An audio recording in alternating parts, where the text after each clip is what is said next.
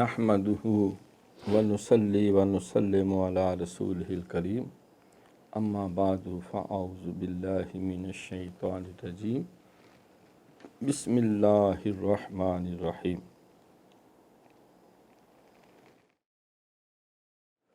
فاسألوا اہل الذکر ان کنتم لا تعلمون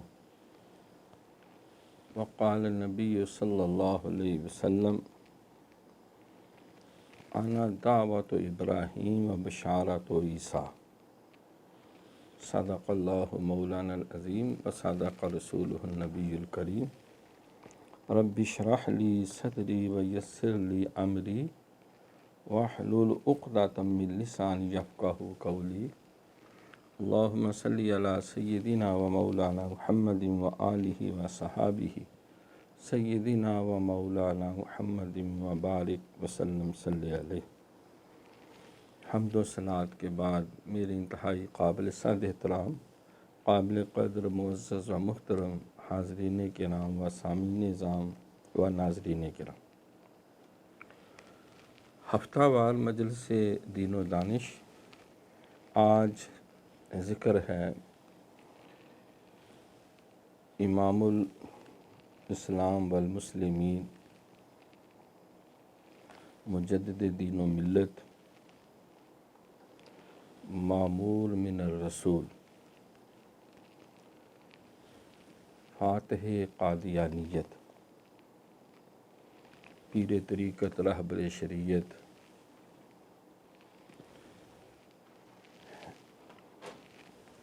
امام المجددین حضور قبلہ عالم سیدنا پیر مہر علی شاہ گولڑوی، چشتی، قادری، سہروردی، نقشبندی رحمۃ اللہ تعالی علیہ،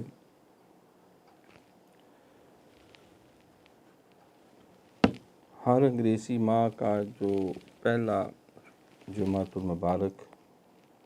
اس میں آپ کی تعلیمات، خدمات اور عالم اسلام کے لیے جو آپ کی رہنمائی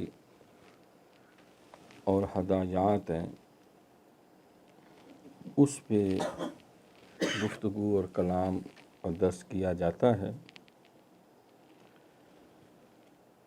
آپ 1859 میں 1859 آپ کی ولادت باسعادت ہوئی۔ حضور پیر سید نظر الدین شاہ صاحب رحمۃ اللہ تعالی علیہ آپ کے گھر مبارک میں، یہ وہ دور تھا جب پورے ہندوستان میں مسلمانوں کا عروج کا سورج باضابطہ انگریزوں نے 1857 کی جنگ آزادی میں غروب کر دیا، اور ایسا انہوں نے اپنا سورج طلوع کیا کہ جس کے بارے میں کہا جاتا تھا کہ برطانیہ کا، انگریزوں کا سورج کبھی غروب نہیں ہوتا۔ یعنی دنیا کے متعدد حصوں پر جہاں جہاں ان کی حکومت قائم تھی، اگر ایک ملک میں رات کے 12 بجے ہیں تو دوسرے ملک میں دن کے 12 بجے ہیں، تو ان کی حکومت 24 گھنٹے گویا کہ جاری و ساری رہتی تھی۔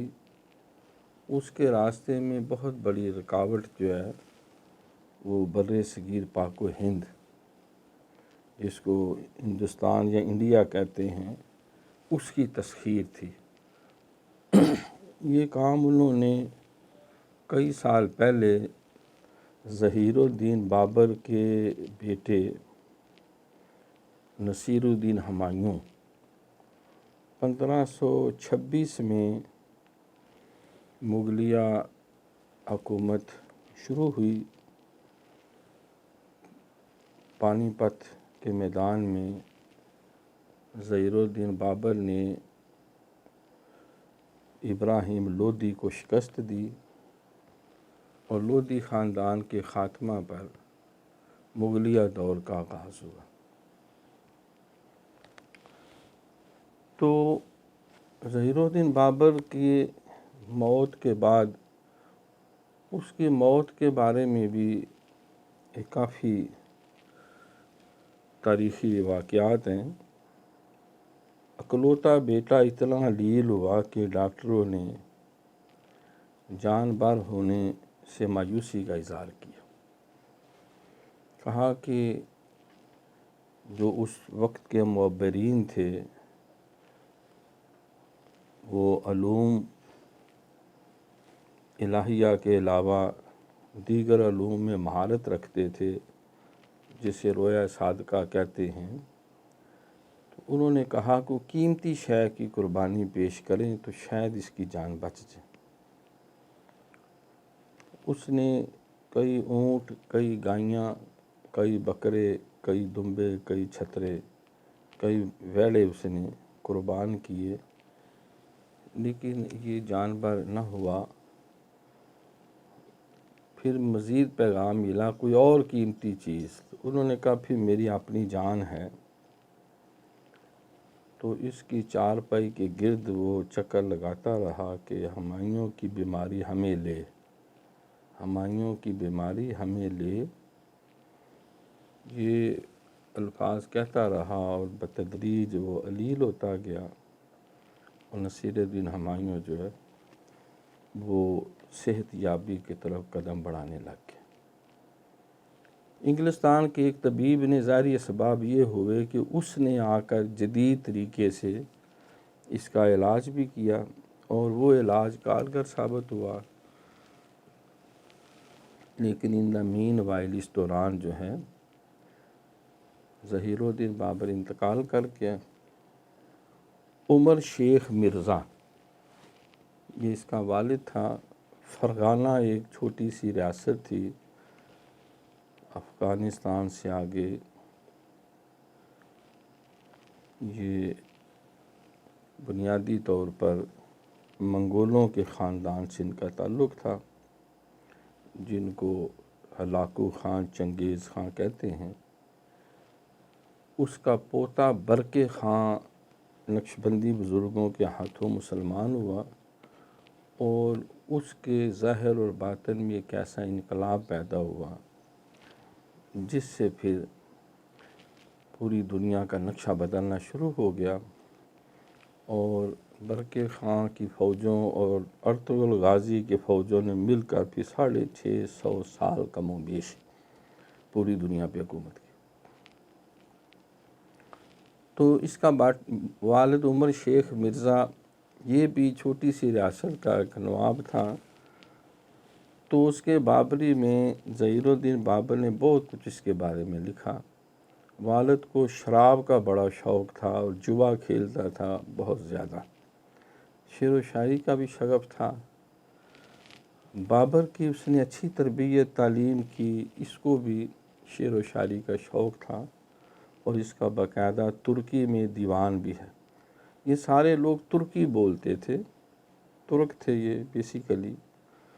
حتیٰ کہ مجدد صاحب کے بارے میں بھی ہے کہ ان کے بھی گھریلو زبان ترکی تھی،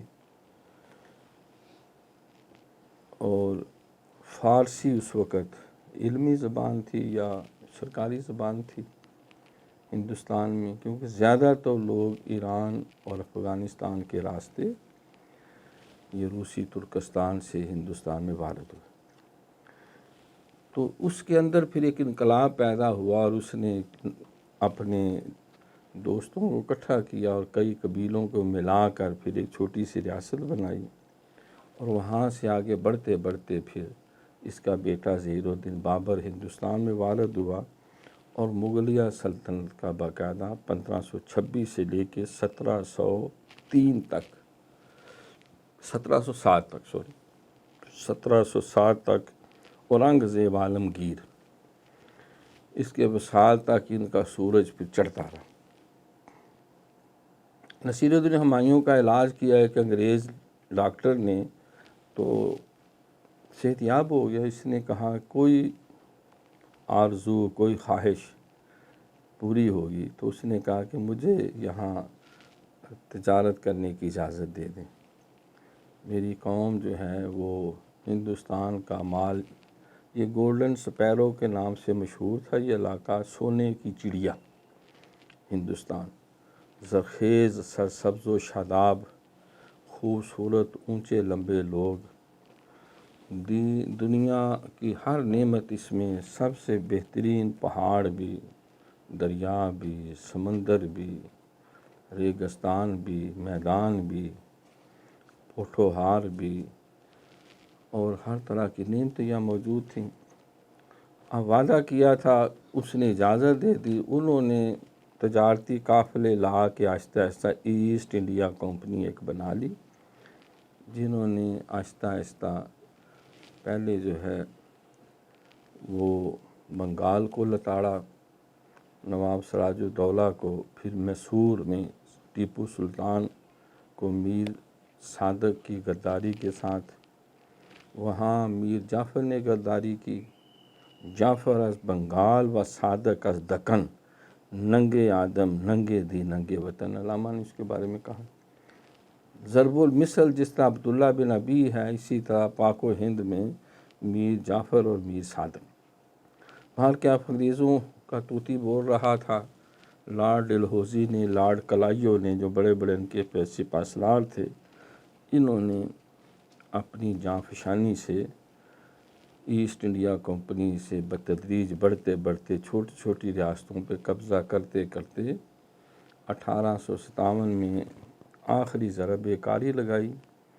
اور بہادر شاہ ظفر دہلی جو پایا تخت تھا اس کا سورج غروب کر دیا، اس کو رنگون لے جا کے جلا وطن کیا اور انتہائی تکلیف دہ طریقوں سے اس کو موت کی نیند سلا دیا۔ 10 صاحبزادوں کو آنکھوں کے سامنے پہلے ان کی آنکھیں نکالیں، پھر جسم کے اعضاء کاٹے، پھر ان کے بھیجے باہر نکالے، پیٹ چاک کیا، جو ظلم ہو سکتا تھا۔ اس پہ سر سید احمد خان نے کافی بڑی ایک کتاب بھی لکھی، رسالہ اسباب بغاوت ہند، انگریزی ترجمہ وہ انگلستان میں بھی تقسیم ہوا۔ شعراء نے بھی کہا، بہادر شاہ ظفر کا اپنا بھی کلام ہے کہ رعایا ہند تباہ ہوئی، کہوں کیسی ان پہ جفا ہوئی، جسے دیکھا حاکم وقت نے کہا یہ بھی قابل دار، میرا رنگ روپ بگڑ گیا، میرا یار مجھ سے بچھڑ گیا، جو چمن خزاں سے اجڑ گیا میں اس کی فصل بہار ہوں، پڑھے فاتحہ کوئی آئے کیوں، کوئی 4 پھول چڑھائے کیوں، کوئی آ کے شمع جلائے کیوں، میں تو حسرتوں کا مزار ہوں، لگتا نہیں ہے دل میرا اجڑے دیار میں، کس کی بنی حال میں ناپائیدار میں، عمر دراز مانگ کے لائے تھے 4 دن، 2 آرزو میں کٹ گئے 2 انتظار میں، کتنا ہے بد نصیب ظفر دفن کے لیے، 2 گز بھی زمین نہ ملی کوئے یار میں۔ 6 فٹ قد تھا، 2 گز بنے، تو انہوں نے قبر کے لیے بھی 2 گز یعنی 6 فٹ جگہ نہیں دی اور رنگون میں جا کر ان کو دفن کر دیا، موت کے گھاٹ اتار دیا۔ مورخین لکھتے ہیں کہ 1760 میں جب مغلیہ سلطنت کا باضابطہ سورج غروب ہو رہا تھا تو 1703 میں اللہ نے ایک ایسے مرد وحید کو پیدا کیا جس کو اس صدی کا مجدد کہا جاتا ہے، جو مجدد الثانی رحمۃ اللہ علیہ کے خاندان، آپ کے سلسلہ طریقت سے اور آپ کے ہی سلسلہ حدیث کی تعلیمات سے تشریف لائے تھے، ان کی ولادت باسعادت ہے۔ 4 سال پہلے اللہ تعالیٰ جب کسی جگہ نور خدا ہے کفر کی حرکت پہ خندہ زن،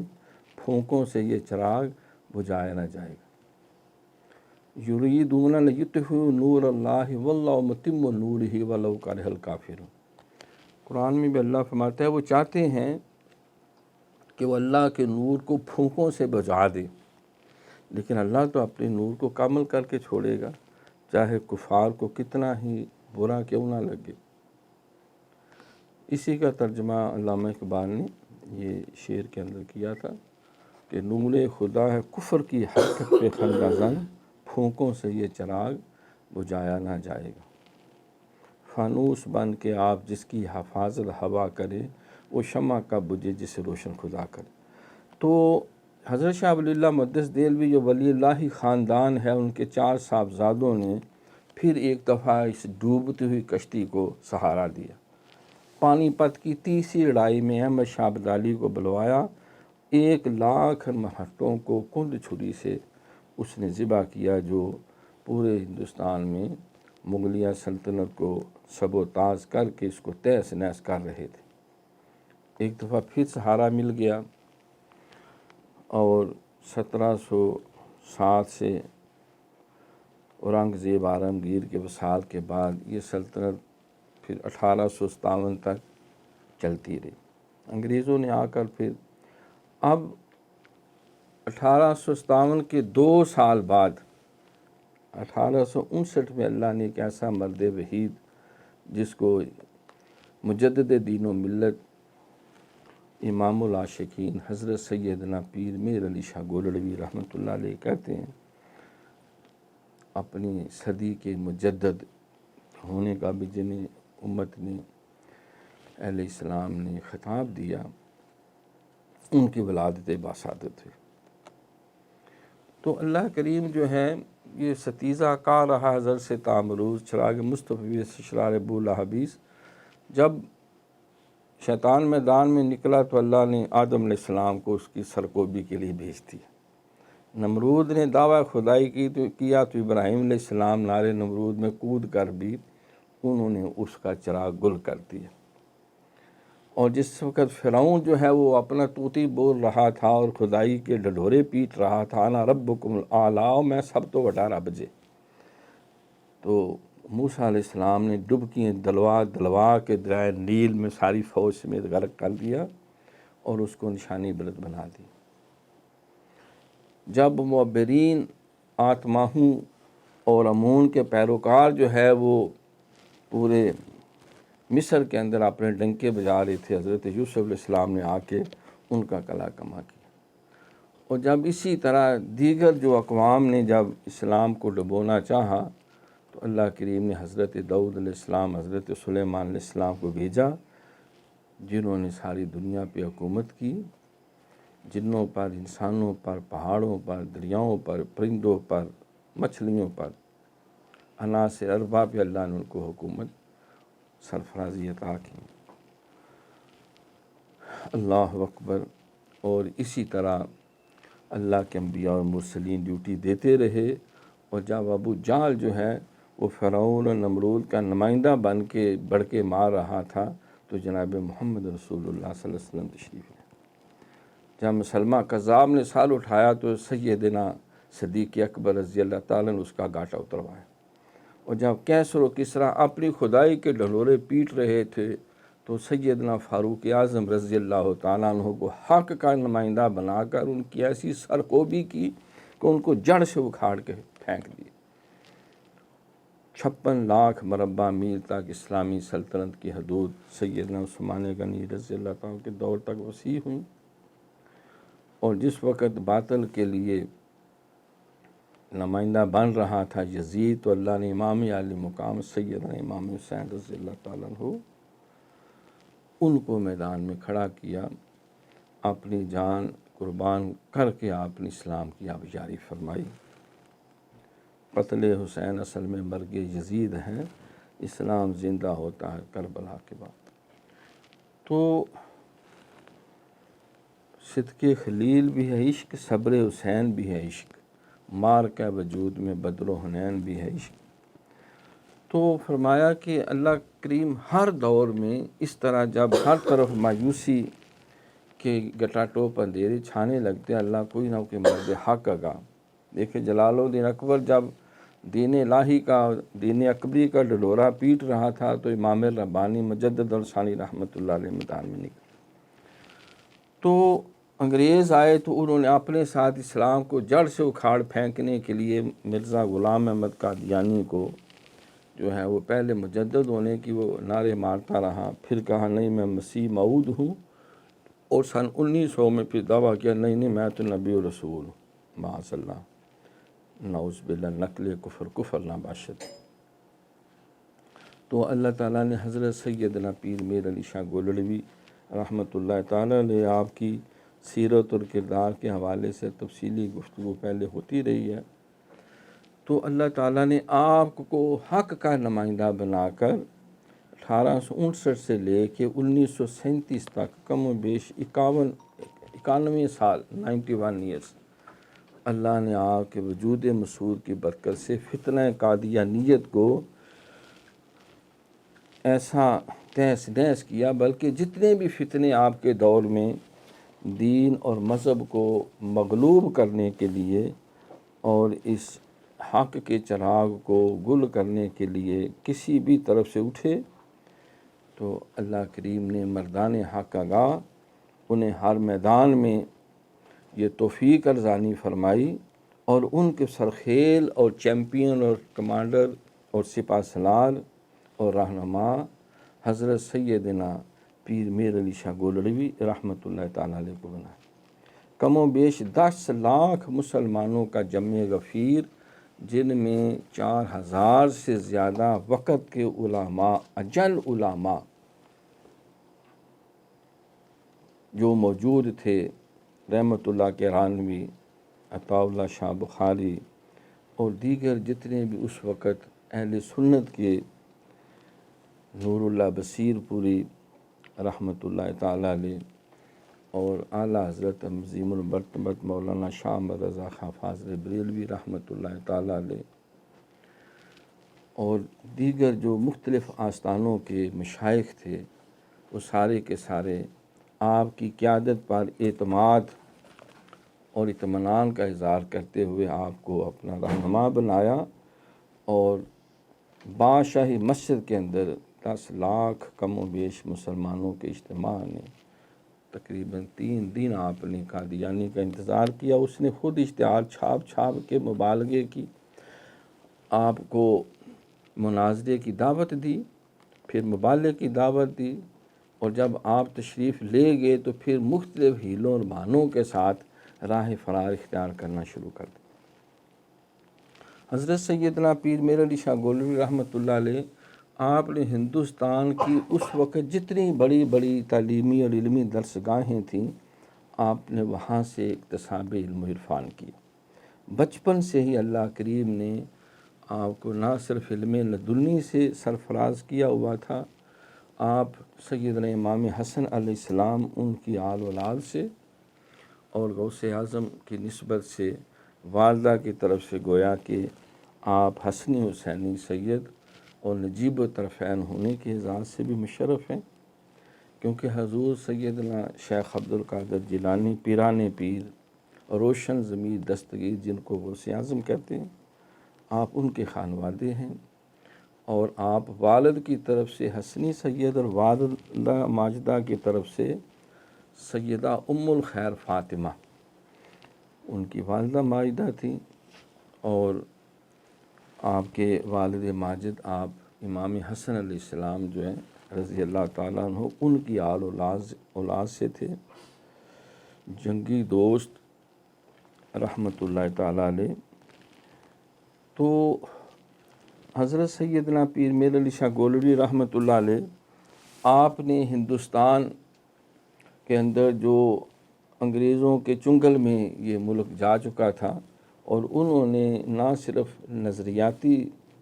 طور پہ مسلمانوں کو مفلوج کرنا شروع کر دیا، سیاسی طور پہ تو ہو چکے تھے،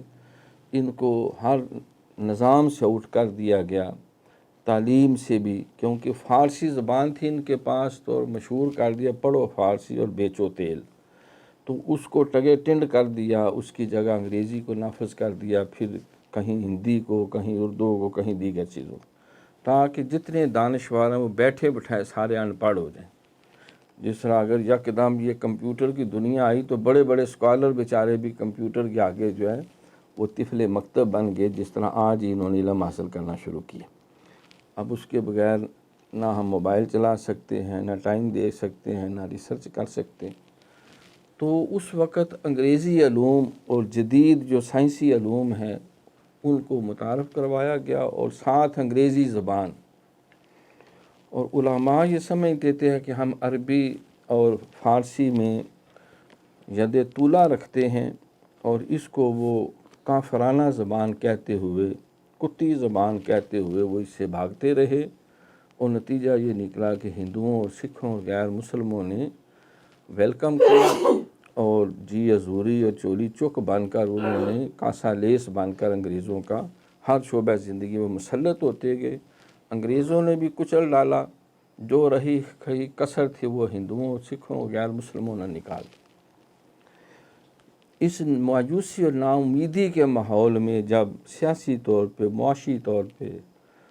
معاشی حالت یہ تھی کہ وہ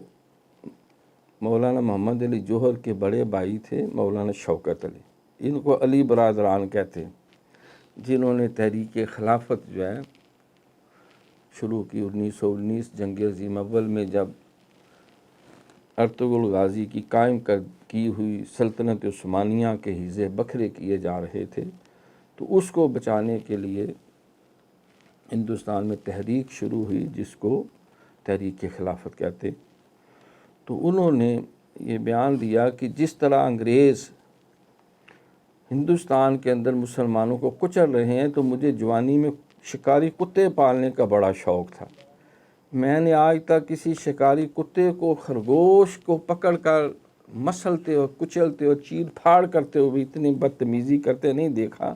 جتنا کہ مسلمانوں کو انگریز جو ہے وہ 1857 کی جنگ آزادی کے بعد ذلیل و رسوا اور چیر پھاڑ کر رہا ہے۔ ایک انگریز مورخہ عورت لکھتی ہے کہ میرا شوہر ایک دن لیٹ گھر آیا تو میں نے وجہ پوچھی، تو وہ 14 گڈھے جو ہیں، ریڑے جو ہیں، وہ لوٹ مار کے سامان سے اور 80,000 روپیہ اس وقت کے سکے جو ہیں، اور اس کے علاوہ بے شمار اور کئی زیورات اور چیزیں جو ہیں وہ ایک ایک انگریز افسر لٹ کے لایا تھا۔ لوٹ مار اس طرح انہوں نے پورے ہندوستان کی الامان والحفیظ، اور 2 مہینے جو مسلمانوں کے بڑے بڑے سرکردہ لیڈر تھے، رہنما تھے، علماء تھے اور مدبرین سپہ سالار تھے، ان کی لاشوں کو دلی کی گلی بازاروں میں لٹکا دیا۔ 2 ماہ تک لاشیں اٹھانے والا کوئی نہ تھا، اور گلیوں، بازاروں، گٹروں میں اس طرح مسلمانوں کا خون، ہندوستانیوں کا خون بہتا تھا جس طرح یہ کسی جانور سے بھی معاذ اللہ گئی گزری مخلوق ہے۔ وہ جن کے چاند سے بیٹے لہو میں ڈوب گئے، میرے پڑوس میں شب بھر وہ مائیں روتی ہیں۔ تو مولانا شوکت علی نے کہا کہ کسی شکاری کتے نے اتنا ظلم نہیں کیا کسی خرگوش جتنا انگریز مسلمانوں کے ساتھ کر رہے ہیں۔ اور جو بڑے بڑے دانشور تھے انہوں نے ایک خط لکھا انگریز جو اس وقت وائسرائے تھا کہ ہمیں آپ حکم دیں ہم سائبیریا کے جنگلوں میں چلے جائیں، ریگستانوں میں مارے مارے پھرنے کو تیار، ہمیں یہ حکم دیں ہم کو ہمالیہ کی چوٹی پہ چڑھ جانے کے لیے، برفانی تودوں پہ ہلاک ہونے کے لیے تیار ہیں، سمندر کی تہہ میں گھسنے کو تیار ہیں، صرف اتنا اطمینان دے دیں کہ 2 وقت کی روٹی ہمیں مل جائے گی عزت سے کھانے کے لیے۔ تو یہ انہوں نے حالات کر دی۔ ان حالات میں انہوں نے مسلمانوں کو مذہبی طور پہ مفلوج کرنے کے لیے، پیرالائزڈ کرنے کے لیے ایک شجرہ خبیثہ جو ہے جس کو مرزا غلام احمد قادیانی کہتے ہیں، اس کو انہوں نے پلانٹ کیا۔ اس نے پہلے کہا میں مجدد ہوں وقت کا، جب کچھ ان کے ارد گرد لوگ حوالی اکٹھے ہو گئے کہا نہیں میں مسیح موعود ہوں۔ تو جب مسیح موعود پہ بھی لوگوں نے کوئی اس طرح کا گرفت نہ کی اور انگریزوں نے پیٹ ٹھونکی اور خوب اس کی آبیاری کی، تو پھر اس نے یہ کہا سن 1900 میں، نہیں میں تو نبی و رسول معاذ اللہ۔ سیدنا پیر میر علی شاہ گولوی رحمۃ اللہ علیہ، آپ کی جو علمی خدمات ہیں، دینی اور روحانی خدمات ہیں، آپ کی ظاہری اور باطنی جو کاوشیں ہیں وہ کسی سے ڈھکی چھپی نہیں۔ سب سے پہلے آپ نے ایک کتاب لکھی، مولوی عبد الرحمن نے تھا، یہ عالم تھا، لکھنؤ کا رہنے والا تھا، اس نے کلمۃ الحق ایک کتاب جو ہے وہ لکھی، اور اس میں وحدت الوجود ایک تصور ہے اللہ تعالیٰ کی پہچان کا، جو مجدد صاحب سے پہلے کے دور میں بھی تھا اور اس دور میں عروج پہ تھا کہ کائنات کی ہر شے جو ہے وہ گویا کہ اللہ کے وجود کا ایک حصہ ہے۔ مر کے انسان دوبارہ جس طرح سمندر سے پانی اٹھتا ہے، اب بخارات بن کے آسمانوں پہ بادل بنتے ہیں، بادل بن کے پھر زمین پہ بارش بن کے آتی ہے، بارش بن کے پھر دریاؤں میں جاتا ہے، مختلف جگہوں سے ہوتا ہے دریائے سندھ کے راستے پھر سمندر میں گھس جاتا ہے۔ تو وہ پانی جو وہاں سے نکلا تھا سمندر سے بخارات بن کے، وہ دوبارہ گویا کہ اپنا ایک طویل سفر طے کر کے پھر سمندر میں مل گیا۔ عشرت قطرہ ہے دریا میں فنا ہو جانا، یعنی قطرہ جو ہے وہ دوبارہ دریا سے سمندر میں چلا جاتا ہے، درد کا حد سے گزرنا دعا ہو جانا۔ تو کہتے ہیں بندہ مر کے اسی سمندر میں غرق ہو جاتا ہے۔ کون کہتا ہے موت آئے گی تو مر جاؤں گا، میں تو دریا ہوں سمندر میں اتر جاؤں گا۔ تو علامہ نے اس بات کی پھر تھوڑی سی گرفت کی کہ یہ نکتہ میں نے سیکھا بوالحسن سے کہ جان مرتی نہیں مرگے بدن سے، فرشتہ موت کا گو چھوتا ہے بدن تیرا، تیری حیات کے مرکز سے دور ہے۔ تو مجدد صاحب کے دور میں بھی یہی فتنہ تھا، کہتے ہیں ہم بتوں کو پوچھتے ہیں، بتوں کو نہیں پوچھتے، اس کے پیچھے جو اولیاء ہیں بزرگان ہیں ہم تو ان کو پوچھتے ہیں، ان کو بھی نہیں پوچھتے، اصل میں ان کے اندر جو اللہ کا فیض ہم تو اس کو پوچھتے ہیں، وہ فیض کو بھی نہیں پوچھتے، اصل میں وہ اللہ کو پوچھتے ہیں۔ یہ ایک تصور انہوں نے دیا گائے کو پوجا کرنے کا، بتوں کی پرستش کرنے کا، سورج کی، ستاروں کی، جو مشرکین عرب کرتے تھے۔ 360 بت تو کعبہ میں تھے، وہ کوئی شیطان کے بت تو نہیں تھے، وہ انبیاء کے مجسمے تھے، وہ اولیاء کے مجسمے تھے، وہ ان کے غوثوں اور شہیدوں کے مجسمے تھے، ان کے باوجداد کے مجسمے تھے۔ ان کا بھی یہی موقف تھا، تو اس کے اندر جو روح ہے ہم اس کو پوچھتے ہیں۔ حضور پاک صلی اللہ علیہ وسلم ہمارے پیچھے پڑ گئے، بھئی ہم مانتے ہیں اللہ کو، کیوں نہیں مانتے؟ ہم مانتے ہیں اللہ کو۔ تو سرکار نے کہا تو اللہ کو ماننا یہ ہے کہ هو اللہ الذی لا الہ الا ہو، اس کے علاوہ کوئی عبادت کے لائق ہے۔ اور جب مکہ فتح ہوا 8 ہجری میں، تو آپ نے وہ سارے بت باہر نکال دی۔ یہ نہیں کہ بھئی یہ ادھر بڑے بڑے نبیوں کے، یہ میرے والد صاحب ابراہیم علیہ السلام کا، یا یہ رہنے دو، یہ اسماعیل کا بھی رہنے دو، وہ تو میرے جد اعلیٰ نہیں۔ سارے بتوں سے سرکار کے قدموں نے کعبے کو یہ شرف بخشا، وہ آئے نہ تھے جب تک کعبہ تھا صنم خانہ۔ وہ ایک مندر تھا، سرکار نے آ کے اس کو خانہ کعبہ کا سٹیٹس دیا۔ ابراہیم علیہ السلام کو کیوں آگ میں پھینکا گیا؟ انہوں نے ان کی ماں بہن کو چھیڑا تھا؟ نہیں، انہوں نے ان کے جتنے بت تھے ان سب کو کلہاڑے سے کاٹ کے پھینک دیا تھا، اور ایک کلہاڑا بڑے بت کے کندھے پہ رکھ دیا۔ قرآن میں لکھا ہے کہ اس سے پوچھو، انہوں نے کہا جی یہ تو جناب ہل جو نہیں سکتے، منہ پہ مکھی بیٹھ کے وہ بھی نہیں اڑا سکتے، کوئی مکھی ان سے شہد چھین کے لے جائے واپس بھی نہیں دے سکتے۔ وہاں کو عقل کو ہاتھ مارو تو یہ تم اس کی پوجا کرتے۔ تو بت شکن تھے حضرت ابراہیم علیہ السلام، اور وہ بھی بت کوئی شیطانوں کے نہیں تھے، وہ ان کے اپنے موجودات کے تھے۔ تو یہ تصور انہوں نے کلمہ طیبہ کی وضاحت کی، کلمۃ الحق، حق کا کلمہ کون سا ہے۔ اور مولوی عبدالرحمن نے یہ ثابت کیا کہ یہ جتنے بت پوجتے ہیں یہ اصل میں یہ بھی معاذ اللہ جمع تفریق کر کے وحدت الوجود کی آڑ میں جس دروازے کو مجدد صاحب نے بند کیا تھا، کھول دیا، یہ بھی توحید پرست ہے، موحد ہے۔ بہرحال اس پہ لمبی بحث کی ضرورت نہیں اس وقت، کئی دفعہ اس پہ گفتگو ہو چکی ہے۔ مجدد صاحب نے اس کے مقابلے میں وحدت الشہود کا تصور دیا، اس میں کوئی شک شبہ ہی نہیں کہ کسی مخلوق کو خدائی درجے پہ بٹھایا جائے۔ آپ نے کہا بھئی یہ سب اللہ کی مخلوق ہے، ان کو دیکھ کے پتہ چلتا ہے کہ بنانے والا بھی ہے، اب ان کے اندر اللہ نہیں گھسا ہوا، تم کس نے بتا دیا کہ گھڑی ساز گھڑی کے اندر ہی ہے، مستری صاحب اسی عمارت کے اندر ہی گم ہو گئے ہیں۔ تمہیں یہ کس نے کہہ دیا کہ اس بڑھئی کارپینٹر اس میز کے اندر ہی ہے؟ اور بیوقوفو میز کو دیکھ کے پتہ چلتا ہے کہ کارپینٹر بھی ہے، بس اب تو بڑھئی کو اس کے اندر سے نکالنا، چیر پھاڑ کر کے نکالنا چاہتے ہیں۔ تم گھڑی کو دیکھ کے گھڑی ساز کیا تو وہ بھی اندر ہی گھس گیا، مستری صاحب اس عمارت میں ہی ہے، اس کو ڈھیڑ دو سالی کو، پھر مستری نکل آئے گا۔ وہ عقل کو ہاتھ مارو، یہ گواہی دیتے ہیں کوئی مستری بھی ہے، کارپینٹر بھی ہے، کوئی میسن بھی ہے، کوئی آرکیٹیکٹر بھی ہے، کوئی کار بنانے والا بھی ہے، کوئی مکینک بھی ہے، کوئی گھڑی ساز بھی ہے۔ آپ نے کہا وحدۃ الشہود، یعنی ہر شے اس کے ہونے کی گواہ ہے۔ یہ آپ نے پیغام دیا، لیکن وہ بعض صوفی انہوں نے پھر چور دروازہ ڈھونڈ کے، تو آپ نے پھر ان کی علمی گرفت کی۔ یہ سب سے پہلی آپ کی کتاب تھی، آپ نے تحقیق الحق فی کلمۃ الحق، یہ 1897 میں آپ نے باضابطہ لکھی فارسی زبان، اور آپ نے سمجھایا کہ اللہ کے بندو، تمہیں کس نے کہہ دیا کہ یہ بت بھی معاذ اللہ خدائی میں شامل ہیں، انسان بھی معاذ اللہ خدا بن جاتا ہے؟ یہ ساری چیزیں جو ہیں یہ اللہ تعالیٰ کے وجود کے اوپر گواہ ہیں، یہ اللہ کی مخلوق ہے۔ کل من علیہا فانی و یبقی وجہ ربک ذو الجلال والاکرام، ہر شے فنا ہو جانے والی۔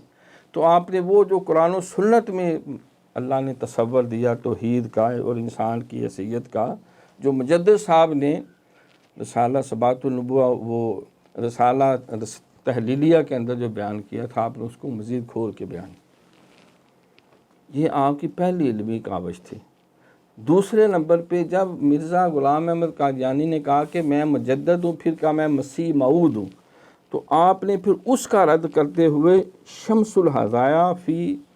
حیات المسیح، فی اثبات حیات المسیح، آپ نے کتاب لکھی کہ تم کیا رہے جو میں عیسیٰ علیہ السلام جو آنا تھا نا وہ میں آ گیا ہوں۔ وہ خدا کے بندے، سرکار نے کہا تھا کہ عیسیٰ علیہ السلام جو مریم کا بیٹا ہے، جو مریم کے صاحبزادے ہیں، وہ اپنے اسی جسم اور سارے معجزات اور اللہ کی دی ہوئی قدرتوں کے ساتھ باذن اللہ وہ تشریف لائیں گے، اور اسلام غالب ہوگا، 40 سال حکومت ہوگی، ہر باطل کو دبا دیا جائے گا، اور حضرت امام مہدی بھی آئیں گے اس وقت۔ تو تم کیسی عجیب حرکتیں کر رہے ہو، تمہارا والد کا یہ نام ہے، تمہارے والدہ کا یہ نام ہے، تم یہ مغل برلاس خاندان سے تمہارا تعلق ہے، تم یہ ادھر جو ہے وہ امرتسر کے شہر ادھر قادیان میں پیدا ہوئے، اور کوئی تیری ایک شے بھی کسی طرح ان سے نہیں ملتی، نہ وہ معجزے، نہ وہ کرامات، نہ لینی نہ دینی۔ تو وہ حضرت عیسیٰ علیہ السلام وہ ہیں جو سیدہ مریم کے صاحبزادے حضرت عمران کے دوتے ہیں، یعنی وہ ان کے نواسے ہیں۔ تو اس وجہ سے آپ نے اس پہ پھر قرآن و سنت کی روشنی میں تفصیلی بحث کی کہ یہ جھوٹ بول رہا ہے، یہ فراڈیا ہے، یہ مسیح موعود نہیں ہے، اور اس جھوٹ سے پتہ چلا کہ اس کا سارا وجود سر سے کے بالوں سے پاؤں کے ناخن تک جھوٹ۔ اچھا، آپ نے پھر اس میں اس کو چیلنج بھی کیا کہ کوئی اگر تمہیں ہے تو تم بات کرو، گفتگو کرو، اور آپ نے اس پہ کئی اعتراضات بھی کیے، اور کہا کہ اس کا جواب دو، مجھے تم کلمہ طیبہ کا معنی ہی بتا دو، جو حقیقی معنی ہے، کیونکہ آپ نے وہ تحقیق الحق فی کلمۃ الحق بھی لکھی تھی۔ 2 سال تک وہ سانپ سونگھا رہا اس کو۔ اس نے پھر اپنا ایک پیروکار تھا محمد احسن امروہی، اس کو ہائر کیا علمی طور پہ، اس کے اندر وہ تحقیق کا مادہ تھا، اور اس کو کہا کہ ان کی کتاب جو ہے شمس الہدایہ فی اثبات حیات المسیح، یہ آپ نے سن 1900 میں چھاپی تھی، تو اس کا جواب لکھو۔ تو اس نے 2 سال بعد جو ہے یہ اس کا جواب لکھا